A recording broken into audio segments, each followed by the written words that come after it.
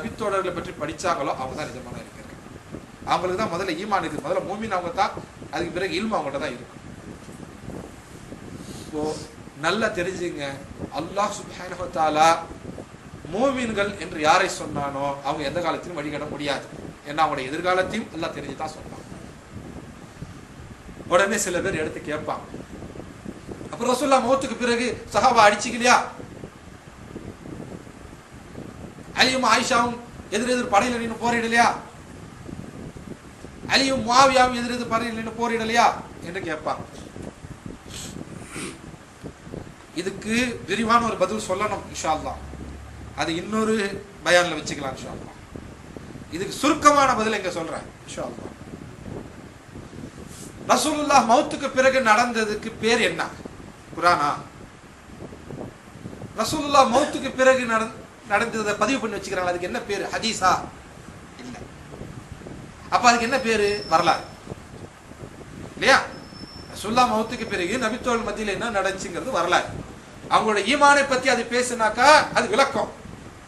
அப்படி இல்லாம அவங்களுக்கு மத்தியில் என்ன நடந்துச்சுன்னு பேசினா அது வரலாறு. இப்ப என்னுடைய கேள்வி அல்ல, இது இமாம்கள் உலமாவுடைய கேள்வி, அறிஞர்களுடைய கேள்வி. அதை நம்ம முன்னாடி எடுத்து வைக்கணும். வரலாற்றை கொண்டு நீங்க நபி தோழர்கள் பேர்ல தீர்ப்பு கொடுப்பீங்களா? அப்ப வரலாறு தான் உங்களுக்கு மார்க்கமா? மார்க்கத்தின் அடிப்படை 2 தான், 3 இல்ல என்று நீங்க தானே சொல்றீங்க. அந்த 2 எதுன்னு கேட்கும் போது குர்ஆனும் ஹதீஸும் நீங்க தானே சொல்றீங்க. இப்ப 3வது ஐயா வரலாறுன்னு ஒண்ண கொண்டு வந்து சஹாபா பேர்ல தீர்ப்பு கொடுக்குறீங்க. அல்லாஹ் குர்ஆன்ல என்ன சொன்னா? அல்லாஹ் இறக்கி வச்சதை கொண்டு தீர்ப்பு கொடுங்கன்னு தானே சொன்னா. வேறொரு விஷயத்திலேயா போய் நீங்க தீர்ப்பு தேடுறீங்க? நீங்க என்ன அறியாமையில இருக்கிறீங்கன்னு கேட்கிறான் இல்லையா? அல்லாஹ் இறக்கி வச்சது எது? அல் குர்ஆன் வ சுன்னah. குர்ஆனையும் ஹதீஸையும் கொண்டு நபித்தோழர்கள் பேர்ல தீர்ப்பு கொடுங்க. வரலாற்று சம்பவங்களை வச்சு நபித்தோழர்கள் பேர்ல தீர்ப்பு கொடுக்காதீங்க. ஏன் கொடுக்க கூடாது என்றால் குர்ஆன் ஹதீஸ்ல ஏற்கனவே இவங்க பேர்ல தீர்ப்பு கொடுக்கப்பட்டுடுச்சு.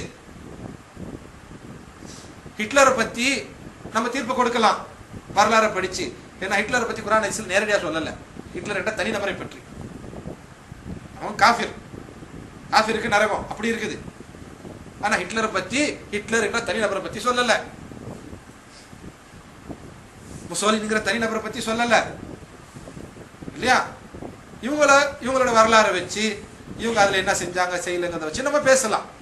ஆனால் நபித்தோழர்களை பற்றி குர்ஆன்ல பேசப்பட்டிருக்குது. நபித்தோழர்களை பற்றி நபி ஸல்லல்லாஹு அலைஹி வஸல்லம் ஏற்கனவே சொல்லிட்டாங்க.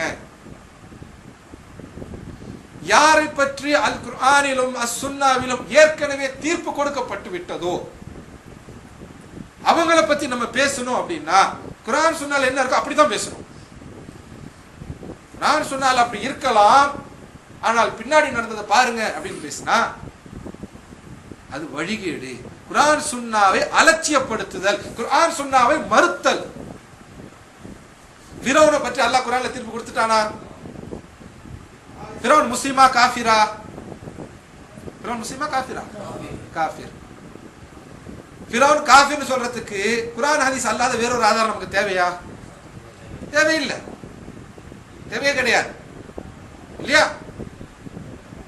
ஆது சமூத், ஆது கூட்டம், ஆது சமுதாயம், அவங்கள பத்தி நம்ம வரலாறுல பார்த்தா தீர்ப்பு கொடுக்கணுமா? தேவையில்லை. அல்லாஹ் குர்ஆன்ல சொல்லிட்டான் ஆது சமுதாயம் பிடிப்பட்டது என்று. இப்படி தனிநபர்களை பற்றியும் சமுதாயங்களை பற்றியும் அல் குர்ஆன்லயும் அஸ் சுன்னாவிலையும் ஏற்கனவே தீர்ப்பு கொடுக்கப்பட்டுடுச்சு அப்படின்னா நம்ம அது இல்லாத வேறொரு விஷயத்தை தேடி போறது கிடையாது. ஆது சமுதாயத்தை சுட்டி காமிச்சு அவங்க எப்படி செஞ்சாங்க அப்படிங்கறத காமிச்சு இந்த மாதிரி நம்ம செய்யக்கூடாது. லூத் அலைஹிஸ்ஸலாமுடைய சமுதாயம் இப்படி செஞ்சுச்சு, இந்த மாதிரி நம்ம செய்யக்கூடாது, இப்படி தான் பேசுறோம். ஃபிரௌன் இப்படி இருந்தா இந்த மாதிரி நம்ம இருக்கக்கூடாது, ஹாமான் இப்படி இருந்தா இந்த மாதிரி நம்ம இருக்கக்கூடாது, இப்படிதான் பேசுறோம். ஏன்னா இவங்க பேர்ல ஏற்கனவே தீர்ப்பு கொடுக்கப்பட்டுடுச்சு. இப்ப புதுசா அவளை பத்தி ஒன்றும் படிக்க தேவையில்லை. லுக்மான் அலைஹிஸ்ஸலாம் யாரு வரலாறு தேடிட்டு இருக்கிறோமா? நான்ல யாரை பத்தி எல்லாம் தீர்ப்பு கொடுக்கப்பட்டுடுச்சோ அதை அப்படியே ஏத்துக்கிறோம். குகை தோழர்களை பத்தி வருது, அஸ்ஹாபுல் கஹ்ஃப். குகை தோழர்கள் வரலாறு தேடிட்டு இருக்கிறோமா? இல்ல, ஏற்கனவே வந்துடுச்சு. குர்ஆன்ல யார சொர்க்கவாசின்னு சொல்லி இருக்குதோ அவங்க சொர்க்கவாசின்னு தான் நம்ம நம்புறோம். அதான் ஈமான், அப்படிதான் ஈமான் கொள்ளணும். குர்ஆன்ல யார் நரகவாசின்னு சொல்லி இருக்குதோ அவங்க நரகவாசி தான் நாங்க நம்புவோம், அதுதான் ஈமான். இப்ப குர்ஆன்லயும் சுன்னாவிலையும் சஹாபா நபித்தோழர்களை பற்றி ஏற்கனவே தீர்ப்பு கொடுத்து விட்ட பிறகு அது புதுசா போய் கொடையிறது அப்படிங்கிறது நம்ம ஊர் பாஷையில சொன்னா கண்டெம்ட் ஆஃப் தி கோர்ட். தீர்ப்பு கொடுக்கப்பட்டாச்சு, கொடுத்தவரை குறை சொல்றது. தீர்ப்பு கொடுத்தது யார்? அல்லாஹ். தீர்ப்பு கொடுத்தது யார்? அல்லாஹ்வுடைய தூதர். அல்லாஹும் ரசூலும் யார் பேரில் தீர்ப்பு கொடுத்தார்களோ அந்த தீர்ப்பை நாங்க திருப்பி ஆராய்வோம் அப்படின்னு சொல்றது. அந்த தீர்ப்புக்கு முரணான எதிரான ஒரு தீர்ப்பை கொடுப்பது அல்லாஹ் ரசூலுக்கு எதிராக வந்து நிக்கிறது. அதான் அல்லாஹ் சொன்னா, இன்னமா ஹும் ஃபீ ஷிகாக், இவங்க எதிர்ப்புல தான் இருக்கிறாங்க. நபித்தோழரை பற்றி அல்லாஹ் தீர்ப்பு கொடுத்து விட்டான். நபித்தோழரை பற்றி அல்லாஹ்வுடைய ரசூல் ஸல்லல்லாஹு அலைஹி வஸல்லம் தீர்ப்பு கொடுத்து விட்டார்கள். வேறொரு தீர்ப்பு எங்களுக்கு தேவையில்லை, உங்களுடைய வார்த்தைகள் எங்களுக்கு தேவையில்லை, உங்களுக்கு மார்க்கத்தில் எந்த விதமான அந்தஸ்தும் இல்லை. பின்னாடி நீங்க இப்படி வருவீங்க, இப்படி பேரை வச்சுப்பீங்க, உங்களை நாங்க பின்பற்றணும் அல்லாஹ் சொல்ல, ரசூலும் சொல்லல. டிஎன்டிஜின்னு ஒரு கூட்டம் வரும், 1400 வருஷம் கழிச்சு புதுசா கிளம்பி வரும், புதுசா சொல்லுவாங்க, அவங்க சொல்றதை நீங்க நம்புங்க, அப்பதான் நேர்வழியில் அடைவீங்க அப்படின்னு அல்லாஹ் சொல்ல, ரசூலும் சொல்ல. அவங்க மூமின்களும் சொல்லல, அவங்க முஸ்லீம்னு கூட அல்லாஹ் சொல்ல, ரசூலும் சொல்ல இல்லையா? ஆனால் நபித்தோழர்களை பற்றி அல்லாஹ் சொல்லி இருக்கிறான். மூமின்கள் நபித்தோழர்களை பற்றி, தன்னுடைய தோழர்களை பற்றி அந்த நபியை சொல்லி இருக்கிறாங்க. இன்னார் சொர்க்கவாசி, இன்னார் சொர்க்கவாசி, இன்னார் சொர்க்கவாசின்னு அல்லாஹ் அவங்களுக்கு இறக்கி வச்சு அடிப்படையில் சொல்லி இருக்கிறாங்க. இன்னும் அல்லாஹ் சுப்ஹானஹு வ தஆலா அவங்களை பற்றி சொல்றான். முஹாஜிர் அன்சாரை பற்றி சொல்கின்றான்.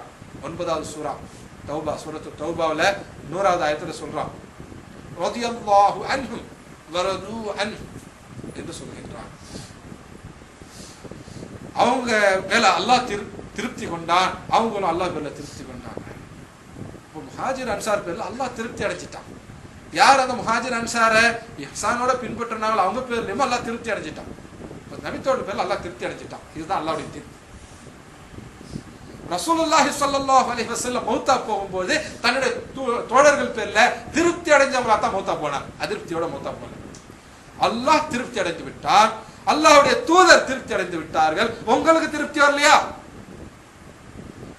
அல்லாஹ்வுக்கு திருப்தி, அல்லாஹ்வுடைய தூதருக்கு திருப்தி, உங்களுக்கு குறையா? அல்லாஹ் உங்களை புகழ்ந்து சொல்றா, நீங்க குறை சொல்றீங்களா? இது யாருடைய வழக்கம்? ஒரு மூமின் செய்வானா? செய்ய மாட்டான். ஒரு முஸ்லிம் செய்வானா? செய்யக்கூடாது. அதனால நபி தோழர்கள் அவங்க சிறப்பு மட்டும் நம்ம பேசல, நபி தோழர்களுடைய கல்வி எப்படிப்பட்டது, அவங்களை பின்பற்றணும் என்று அல்லாஹ் கட்டளையிட்டதெல்லாம் சொல்லியிருக்கு. நபி தோழர்களை பற்றி பேசினா பேசலாம், பேசிட்டு இருக்கலாம். அவ்வளவு ஆயத்தும் குர்ஆன்ல இருக்குது, அவ்வளவு ஹதீஸ்களும் இருக்குது. அதை பற்றி தனித்தனி நூல்கள்லாம் ஏற்கனவே எழுதப்பட்டு இருக்குது. அதெல்லாம் படிக்காம, அவங்க சிறப்புகளை விளங்கி கொள்ளாம, நபித்தோழர்களின் பேர்ல வரலாறை கொண்டு தீர்ப்பு கொடுக்க முன் வருகிறார்கள். குர்ஆன் ஹதீஸ்ல ஏற்கனவே தீர்ப்பு கொடுக்கப்பட்டு விட்ட பிறகு குர்ஆன் ஹதீஸுடைய தீர்ப்பை விட்டு வரலாறை கொண்டு அதுக்கு மாற்றமான தீர்ப்பு எடுப்பது என்பது குர்ஆன் ஹதீஸை கைவிடுதல், குர்ஆன் ஹதீஸுக்கு எதிராக போதல், குர்ஆன் ஹதீஸோடு மோதுதல், அல்லாஹ்வுக்கும் அல்லாஹ்வுடைய ரசூலுக்கும் எதிராக நிற்குதல், அல்லாஹ்வுடைய தீர்ப்பை எதிர்த்தல், அல்லாஹ்வுடைய ரசூலுடைய தீர்ப்பை எதிர்த்தல். அப்படி செய்பவன் மோமினாக முஸ்லிமாக இருக்க முடியாது. இதை நம்ம மனசுல வச்சுக்கணும். இதுவரை சொன்னதனுடைய சுருக்கத்தை மறுபடியும் சொல்ற, கவனிச்சுக்குங்க.